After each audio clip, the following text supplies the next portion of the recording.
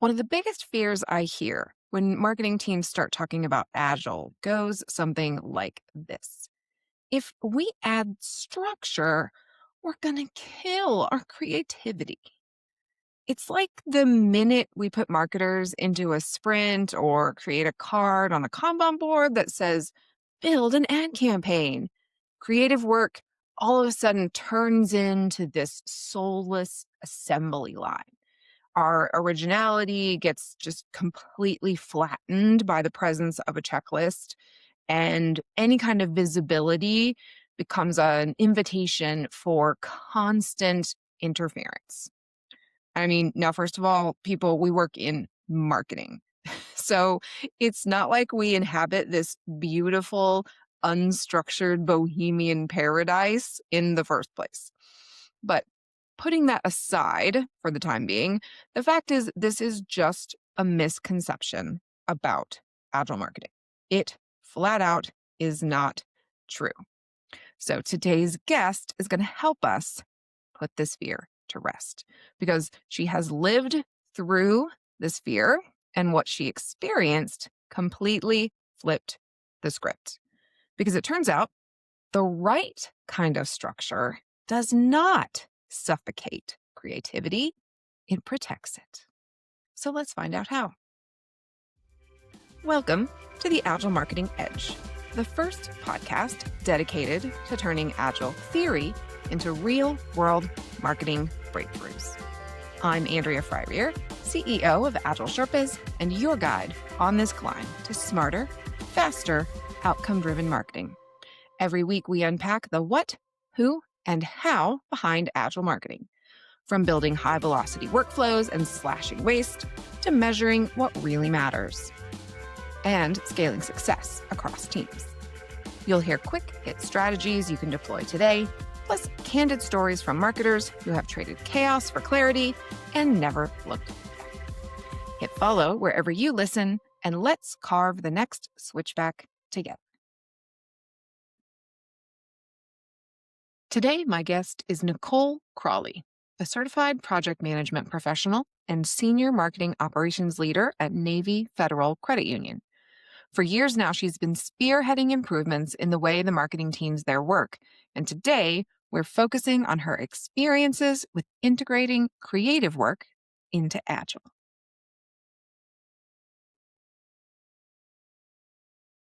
Okay, great. All right. So, Nicole, thank you for being here. I'm excited to talk about how we bring creative teams into the Agile process without making them crazy or breaking Agile or any of the things that we don't want to have happen. So, first and foremost, let's talk about kind of the initial integration. When you first started bringing the creative teams into those Agile ways of working, what were some of the fears or areas of resistance that showed up? And then which of those were maybe not real? Maybe they were unfounded. Really good question. If you asked 10 different creatives on the team, you probably hear 10 different answers. But I think the one that I heard the most was that creative would become like an assembly line, especially as I acted as RTE in the beginning. And I think there was a fear that the person who led project management would lead the whole marketing art like it was a project, it was assembly line, things would run like production, and that having that structure would kind of, dim their creative light, kind of flatten the originality, or force people to do things by, like, checklist, and I think there was also some real anxiety about visibility. I think creatives were a little worried that breaking work into smaller pieces would invite more scrutiny. And I mean, anyone who's worked with creatives know like scrutiny is a part of the game, but no one wants more of it. And so I think they thought there would be like constant interferences in the process. And what I think turned out to be completely unfounded, and it was after time, right? Like there were a lot of skeptics. But the idea was that, you know, Agile would constrain them, but in reality, it did the opposite. It took a while, but once, we started to get that flow and the chaos of, traditional marketing in a really big organization, once that was removed and they saw that they had protection from constant interruption, that creative energy actually thrived, right? It had a lot more time to breathe. And so that reality was that we protected them and they were free from not, I won't say free because you can't be 100% free, but for the most part, um, they were able to be more creative, and innovation kind of flowed better. And so then you were there kind of alongside them as they were Yeah. coming into the process. So did you learn anything about creative work by watching it operate inside of the Agile system? Yeah, I worked with a creative director, for many, many years, and he loved well, and I work with him again now because he's come to join us at, Navy Federal now, but I worked with him, and he used to say all the time, and he used to annoy me. He used to be like, "We need time to marinate." And really what he was saying is like, "Just give us space, give us focus, stop hitting us with deadlines." And I'm like, "Yes, there has to be a balance," and I think that um our agile framework really helped support that. It helped support time for innovation and marination, but it also, provided that structure. And I think just kind of watching how our team has moved, our creatives have moved, into the agile ways of working. I think I've been a little bit, happily surprised, that really all they needed was focus time, some psychological safety, and that protection. And so I think it's been a great thing to see. That's cool. And Yeah. so, talking about that need to marinate and, that need for space, I think that some of us, I'm a writer and I do understand that need for space. But I think a lot of people assume that creativity needs totally unstructured freedom and that, creatives just need to like go skip through the tulips and just like leave us alone completely forever in order to thrive. But there is a balance. There does need to be some kind of structure. And so I'm wondering, in your experience, how have things like backlogs or whip limits or maybe, cadences like PI planning or sprints or things like that. How do you see those maybe protecting or improving the ability for creatives to do their best work? And I think we still struggle with whip limits. You mentioned whip limits. I think we struggle with whip limits, because we I have think a we all lot of do, right? Like yes, we will yes, never just not.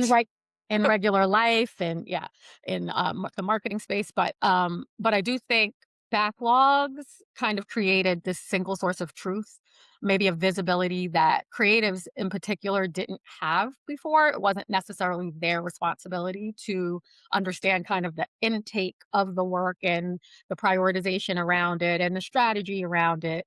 So I think backlogs kind of create this single source of truth. And then those cadences you mentioned, so all of our agile ceremonies, our refinement sessions, our planning sessions, PI planning, those cadences kind of normalized for everyone when we were going to talk about the work, how we talked about the work. And then creatives kind of became like the strategic partner too, right? They became a part of the conversation, whereas maybe before they didn't necessarily get into the work until it was kind of like, here it is, here's what you need to now go do. And they were trying to like dig through briefs and really understand the work, but now they're a part of the conversation. So I think that structure has really, really supported their creative process. Um, and yeah, definitely think the work has improved because of it. Yeah. So they have time to like talk about the work before they go and try to do the work, Do the work. which Yes. which Yes. really Yes. Yes. helps the execution go more smoothly because all the information's out there and you get less of that Yeah. like back and forth stuff. For sure. It's definitely not perfect, like intakes, I don't think we can curse on your podcast today, but when you have a bad intake, usually you have bad output, right? Mm. But I think creatives being a part of the process now, they understand the questions to ask so that the work is then refined up front. They don't, when they go to sit down, they have all the information that they need or as much as they think that they need, and they're able to execute it appropriately. I think prior, they have to ask a lot of questions, dig around for information, call this one, call that one, ping that one. And now it's a lot more clean. Mhm. Yeah. So then, as this has been going on over time, have you seen roles and expectations evolving for creatives within Agile? Are they feeling, you mentioned them being more like strategic partners, and you also Yeah. mentioned some maybe like hesitation around too much feedback or too much like looking over the shoulder. Have you seen that evolve over time? Yeah, definitely the strategic partnership of our creatives, I think are is super important. And I think folks now look for it ahead of time, right? There was a time where until something was created, there was really no um there was really not a lot of input from our creatives, right? The input came once it was created, and then there would, review sessions, and it was the back and forth at that time. But the creative team is really now seen as very strategic partners. They are invited into the conversation and required really to have a take. And I think that has really shifted what the work looks like, and how the work performs. Um, the intakes that come in, lots of conversation around it, and not just with the creatives, right? It's like the whole entire team. Everyone is talking about it, and that feedback that we get is just much more intentional now. We would have a lot of feedback sessions, um, but it was all kind of behind a curtain, Mm. done in the system only. We work in Workfront, so our proofing tool kind of was the place for feedback, and then you had to interpret the feedback, and that interpretation takes time and it slows cycle time. And so that feedback now happens at very intentional times during refinements, during our review cycles, which we've truncated, and then also during retrospectives. Leaders are invited into those conversations, and then we understand from a tiering perspective, like what that really high impact new work. That's where we really look for that leadership approval. But for the most part, the creatives have now been like they have a seat at the table. They're sitting along. They feel like they are alongside the team versus the one sitting there just kind of waiting for, like, the shoe to drop, where someone critiques them in a way that is not supportive. And so I think that clarity really helped, increase their trust and really increase their self-esteem, right? They're like, "Oh, no, they need me there. I need to be there, to support the initiative." So I think that's been a huge win for us. Yeah, for sure. And then we haven't talked about like just how big your overall team is at Navy Federal because you have a big agile marketing implementation, like over 200 people total. Yeah, yeah, it was a little over 200 when we started. That was 4 years ago. We're almost at the 300 mark now. I'm not planning on making it much bigger. We keep saying, "No more new value streams." We can't do it anymore. But yeah, I think yeah, it's a big team. Right. And so, I think that's important to emphasize because at that level, it's really easy to have this sense of lots of moving parts and there's always something going on. And there can really be this sense of chaos that can feel counter to a sense of creativity and that need for calm and measured.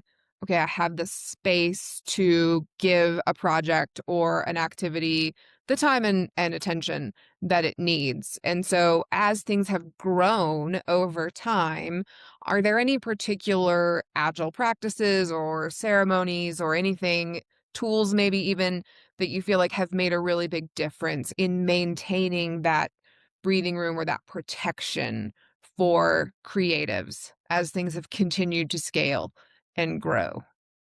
Yeah. What I love most about our team is their resiliency.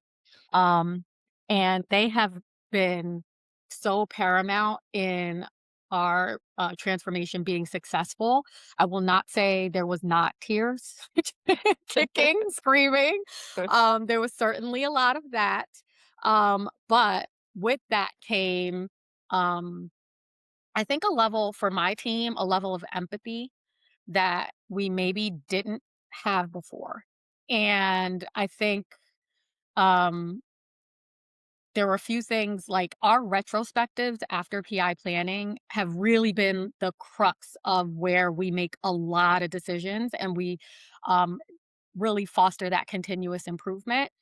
So much so that the teams, I mean, their voices are heard during retrospectives and they know that we are going to hear them and really take that feedback to heart and move it forward. Now, the retrospectives are supposed to only be around PI planning, but it ended up being um, around the ways of working in general. So what it ended up teaching us is that we had a lot of power in being able to continuously improve and move things forward that would help the teams to work in the best ways possible. So I think our ceremony that is was most impactful, certainly PI planning. It was also the hardest one to stand up because of the just the volume of our team and then the volume of work that comes through the team.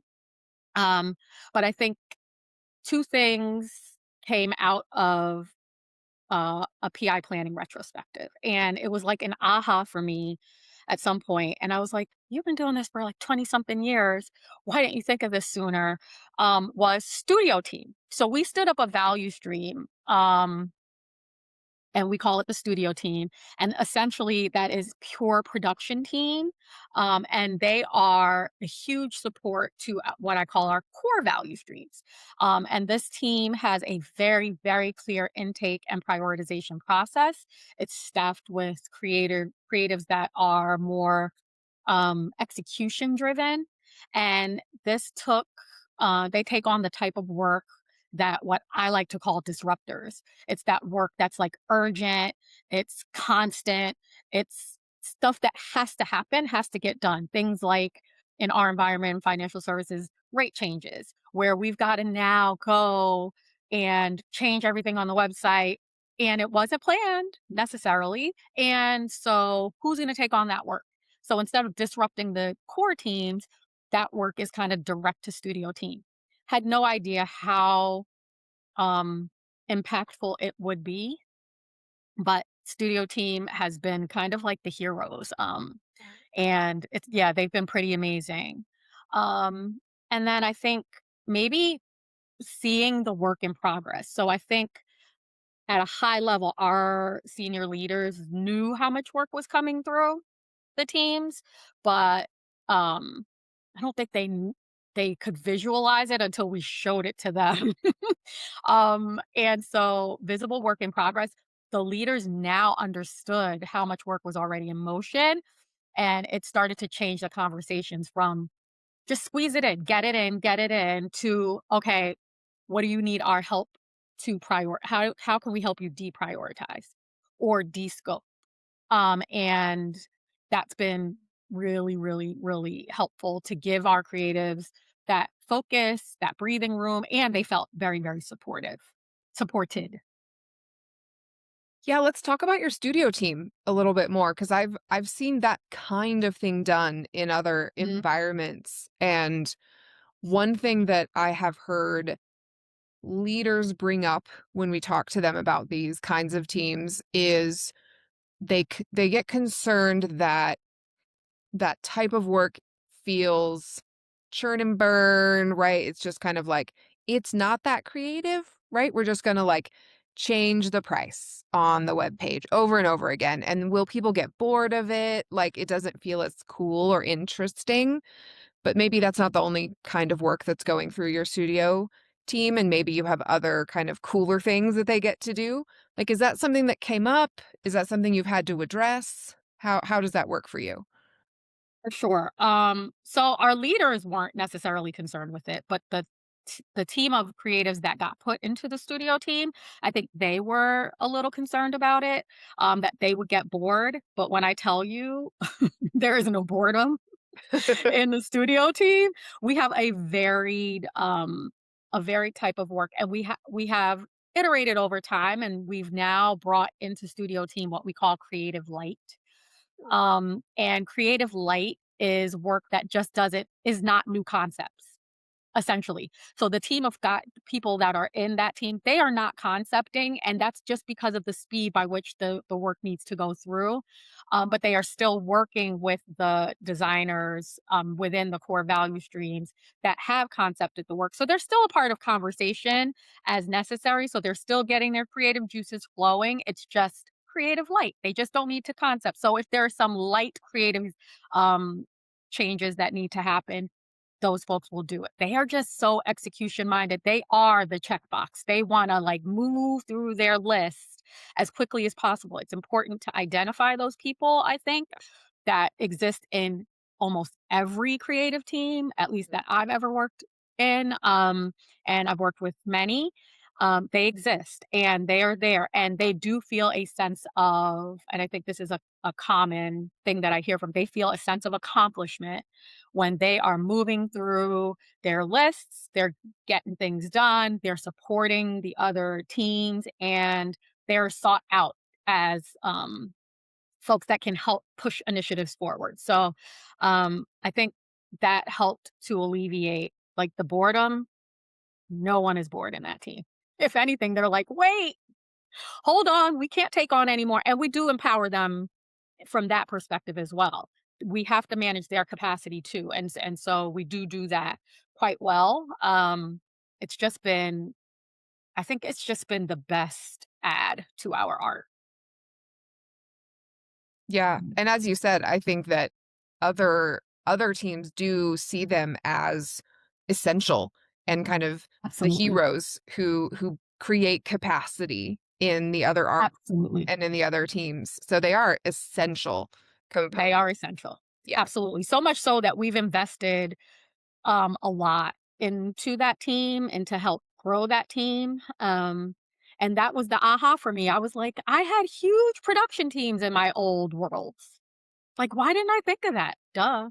It was kind of like, we should have done this a long time ago. And everyone was like, we really should have done this a long time ago. So it was great. Yeah. Yeah. Yeah, and not every agile team has to be identical, right? Or has to work Right. exactly the same way. I think especially as we're talking about how to integrate creative into agile marketing, like that's an important takeaway here is not every single one has to look exactly the same. It's okay to get creative and it's okay to mix and match here and make it work. For sure. Yeah. I think back to like my old places of employment. This probably wouldn't have worked in any other place, the way that it works for us, so I agree, like, you can't it's not one size fits all at all. Yeah. Yeah. Are there any other misconceptions that you think people might have about how creative and agile can or should work together that you think we need to maybe just shoot down right now? Hmm, let's see, what else? So I'll say this, you might smack my hand for this, but I don't necessarily think that Agile um, allowed us speed to market. That term, it's annoying to me. So, like speed to market, I think eventually you might get there. You might make wins. Um, you might decrease your cycle time a bit here and there. That just kind of takes the slack um, out of your system. But I think um, what it did for us was it empowered folks to be more innovative and it just kind of gave them time. And I think our leaders essentially were like, no, it's supposed to be speed to market, speed to market. Um, but I think that's maybe a misunderstanding. And I think that leaders do understand that Agile is supposed to promote essentially innovation and empowerment in theory.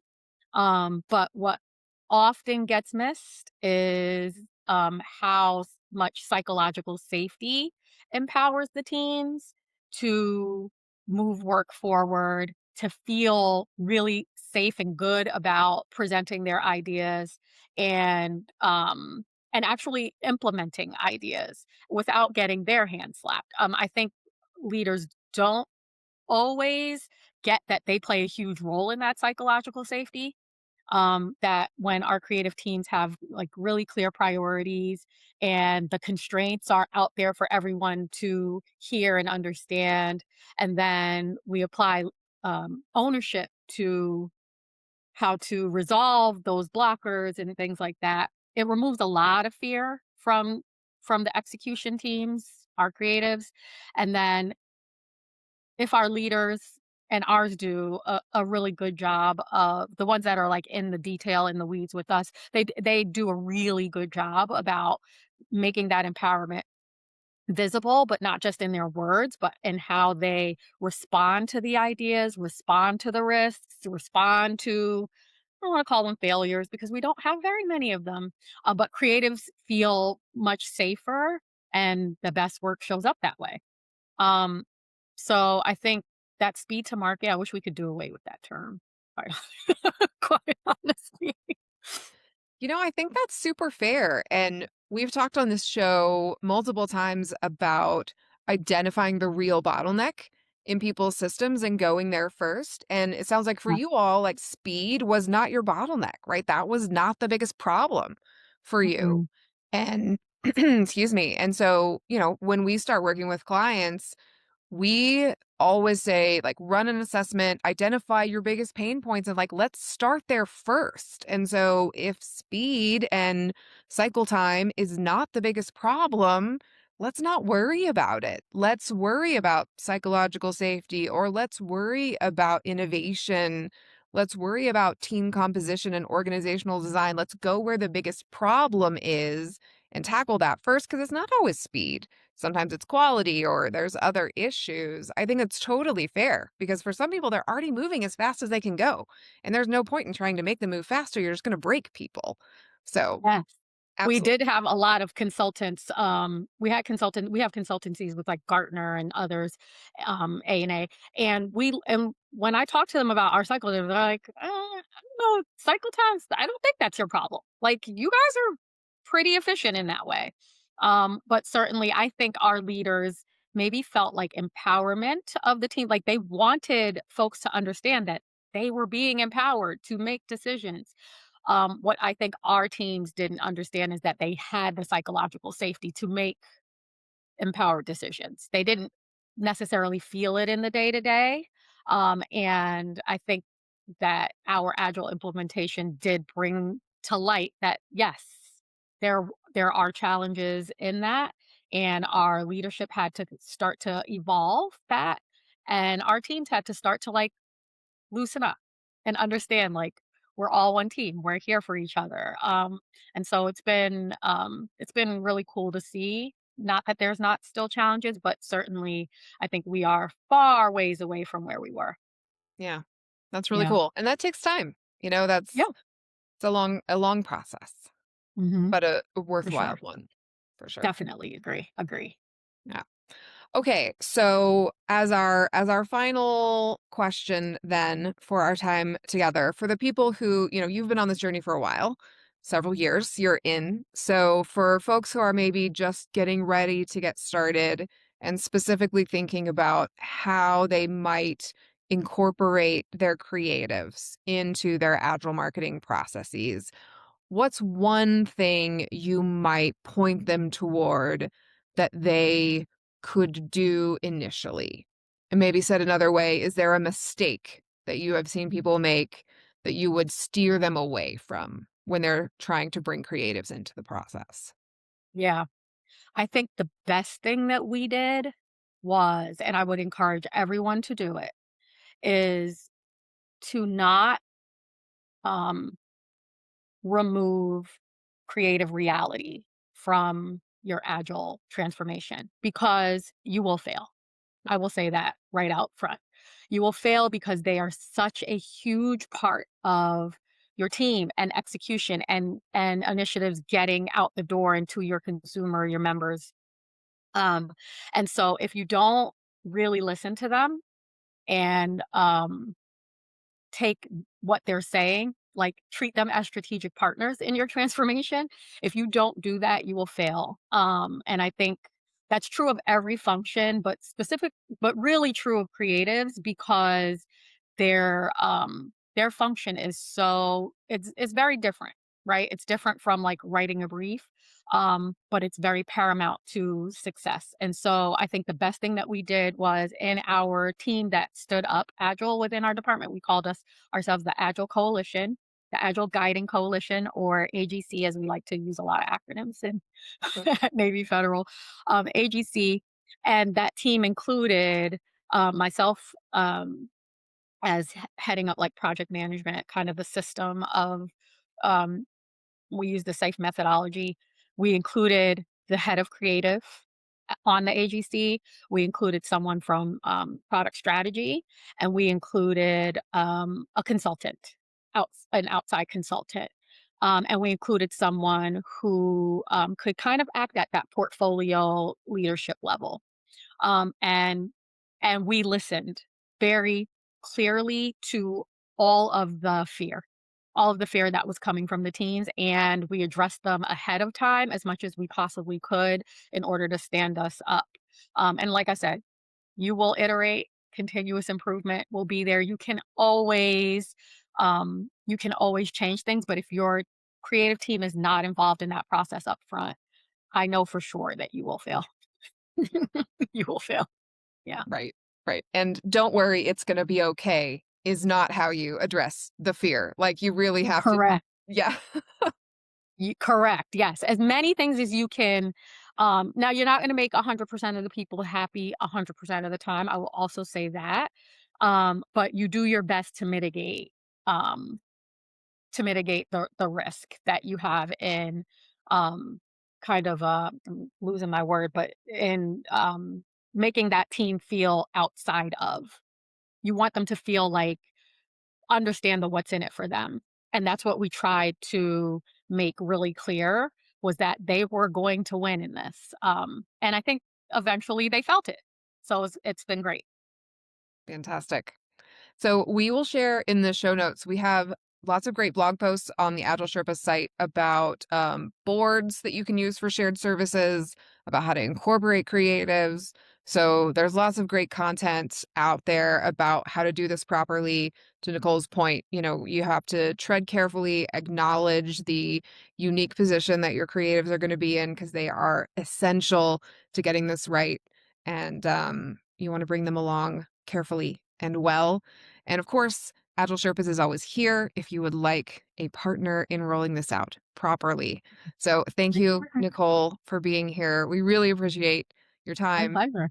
and your insights. So thank you. My pleasure. Thanks for having me. And until next time, I'm your host, Andrea Fryer. Remember, the struggle is real, but so is Agile marketing.